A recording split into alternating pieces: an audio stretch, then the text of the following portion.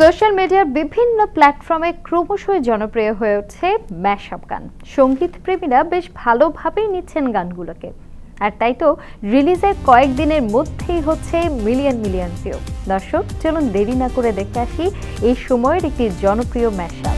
ও সামনে তোমার শোনে, সামনে তোমার শোনে, একলা পায়াছি রে শাম, একলা পায়াছি রে শাম, এই নিগুড় বনে আজ পাশা খেলবো রে শাম, আজ পাশা খেলবো রে শাম।